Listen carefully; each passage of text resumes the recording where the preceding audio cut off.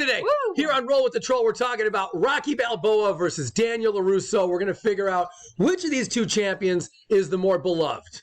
And the more champion. Well, they're both champions, so I don't think that's fair. But which one's more champion? Yeah, see, that's fucked up. See, you're supposed to be the voice of reason, and that doesn't make any sense. Guys, I'm the Troll. If you don't know, I'm here with the voice of reason. If you're new to the channel, fuck you. No, I'm kidding. Welcome. I'm kidding around. Welcome to the channel, of course. Listen, we're doing this. Rocky versus Daniel. Now, I'm going to back up a little bit because a lot of our audience is a little bit younger. I was around when these were like the two biggest names in the 80s, right? Yeah. I mean, it was like everywhere you turn, people were doing the crane kick. Everybody loved Rocky Balboa. Not the movie. The movie wasn't out yet. I mean, the character Rocky Balboa. Yes. And so like these two were really like very, very beloved heroes for a while. Mm-hmm. And so I started thinking, you know, over the years, though, that was the 80s and 90s to the 2000s, the odds. Who has ended up really being more beloved? Who do people look back on with more love, Rocky or Daniel? It's a valid question. And who deserves more love? So we're going to figure all that out in this video here today. Before we get started, I'm going to ask you to click the like button first because we're going to get swept up in this conversation and you're all going to forget. So click the like button first, please. Yeah, don't forget. Yes. And if you haven't subscribed already, now is a fantastic time to subscribe to our magazine, to our channel here. Okay, well, let's get into it. Let's enough fucking around. All right, Rocky versus Daniel, voice of reason. You're the smarter of the two of us. I doubt it. What do you think, Rocky or Daniel? Well, first let's talk about who's more beloved. Which of the two? Who's more beloved? Yes. Well, I'm going to go with my first instinct. And my first instinct is going to say Rocky. Oh, and you're wrong.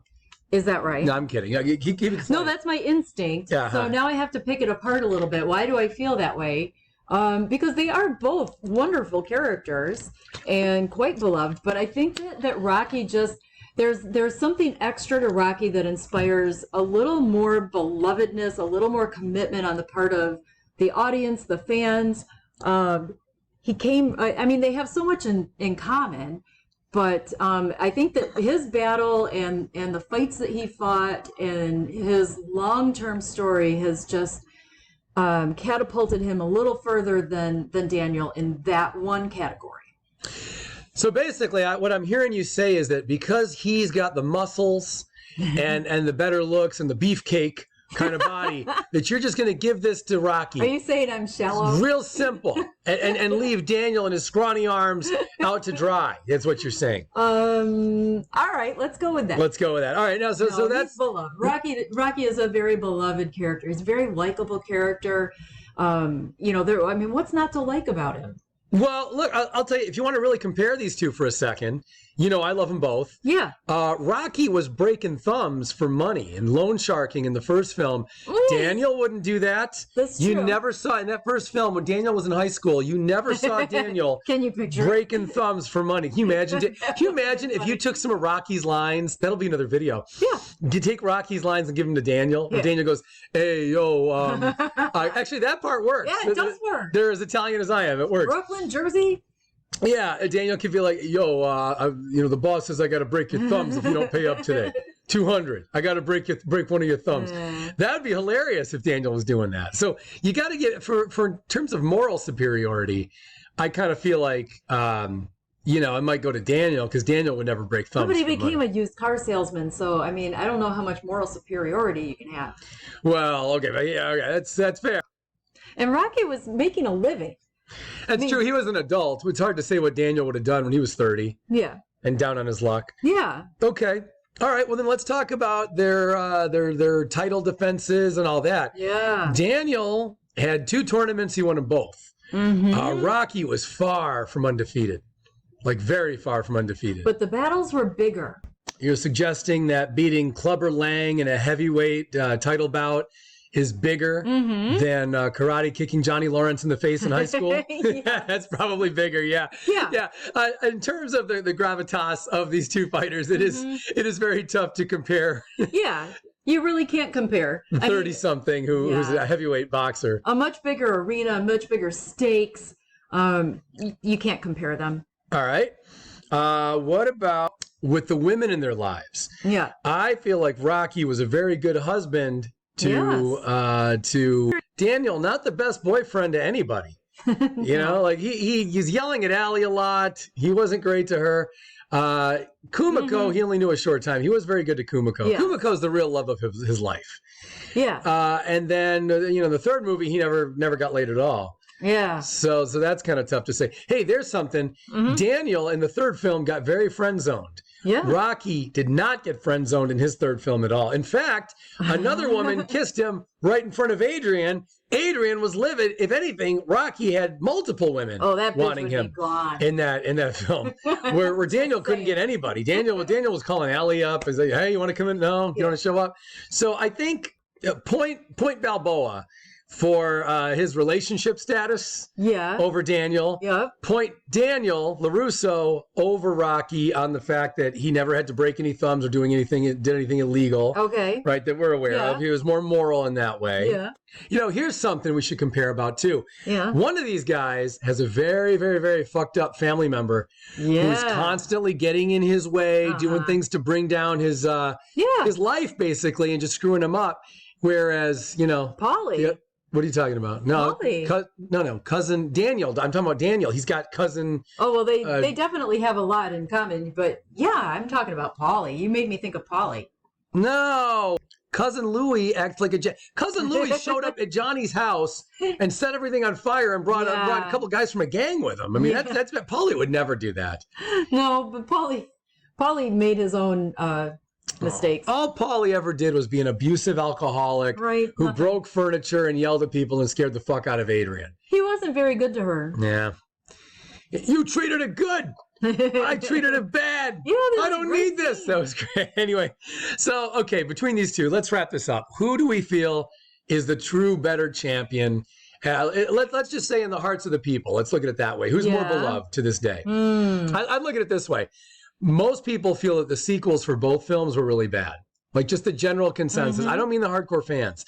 The general consensus of the public is that the first films on both were gold. After that, everything sucked.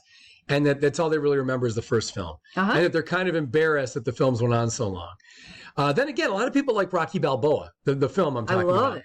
Yeah, a lot of people felt that one kind of brought him back into the game. So I don't know. But I do think if you're looking at just the general public and not hardcore fans, they kind of wrote both of these guys off for the most part a long time ago. Yeah, I'm hoping that Daniel and Cobra Kai have the longevity, though, that Rocky has.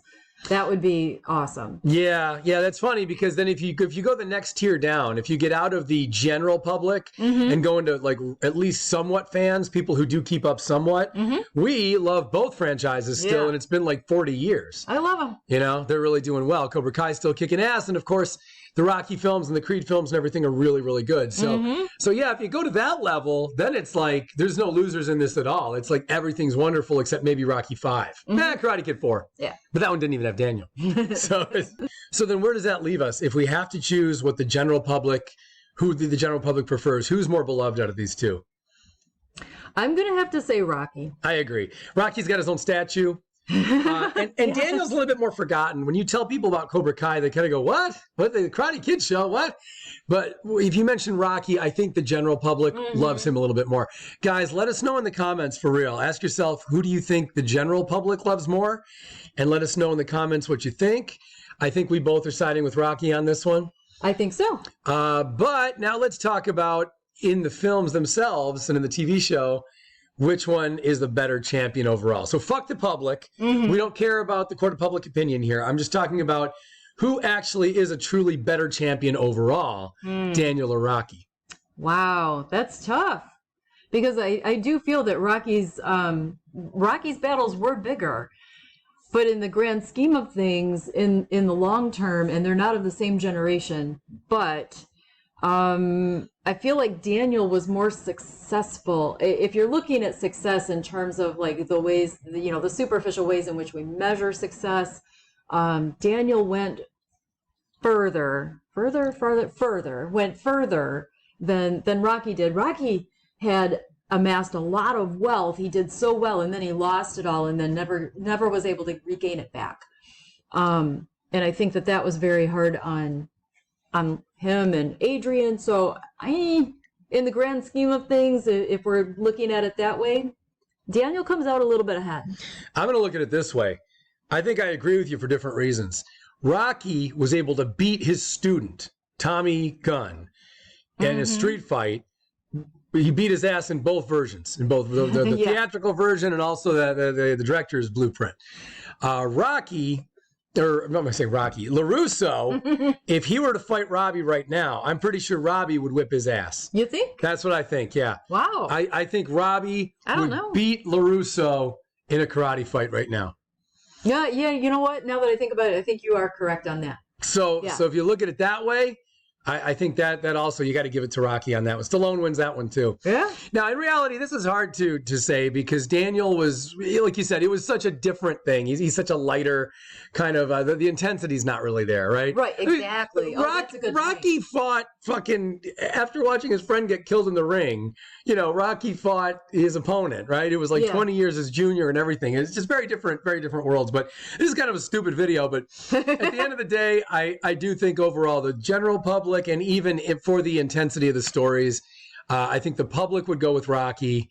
And I think in just in terms of who actually held on to what they have more, I think it's pretty much a draw. I don't know that I could really choose. Yeah, me either. But here is one other thing that might tip the scales that just occurred to me. All right. So in Cobra Kai, they talk about Rocky and they reference Rocky, but you're not going to hear Rocky reference Karate Kid or Cobra Kai.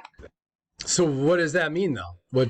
I'm just saying that one franchise is so huge and so beloved that it gets referenced in the other franchise, but not in the reverse. I see. Yeah, it's not like Rocky's going to say, hey, you know what, Adrian, I'll tell you, I really love that crane kick. If only I could do a crane kick. Yeah, they're not going to do that. Yeah, that's fair. Well, I mean, the bigger moneymaker of the two is certainly the Rocky franchise. Yeah. And Creed Is bigger than Karate Kid. Yeah, Creed rocks it. So, if we're just talking money, that's the thing. But I just keep thinking back to a time in the 80s after Karate Kid came out where Daniel LaRusso was so beloved and everybody was so glad this kid could stand up to the bully. He wasn't really a bully, but to stand up to him and beat him in the tournament and take his chick and ruin his whole fucking life. The only thing Daniel didn't get to do was drive off in Johnny's car or motorcycle. That would have been really funny if they did that. Then he moves into his parents, like his big, beautiful home. He's like, hey, Johnny, listen, you got to move in with my mom in this little one-bedroom apartment. What? What do you mean, LaRusso? What are you saying? Yeah. Yeah, so certainly the Rocky films are there's a bigger cash cow there. Yeah. And their legacy, I think, is bigger. I think that's the real point of what we're talking about here. I think the Rocky legacy is bigger than the LaRusso legacy. Yeah. But if we keep Cobra Kai going for the next 15 years, no pressure, Ralph Macchio, that could really tip the scales. Probably not, because Creed's going to keep going for a long time, and we're getting a Rocky TV series. So he'll never be able to catch up to Rocky. Yeah, I guess he probably never will. But anyway, guys, look, like and subscribe, all that shit. Let us know if you like the video, if you like the topic, if you thought this was a dumb topic. Do you want more stuff like this? Should we try to be a little bit less stupid in our... we do dumb stuff. Yeah, we really do. This channel is mostly bullshit. It's just for fun. The ideas are... pretty ridiculous. Anyway, all right, you guys are the best. We've got the coolest audience on YouTube. Thank you all very much. We'll see you tomorrow for another ridiculous video. Yes, thanks. Bye, guys.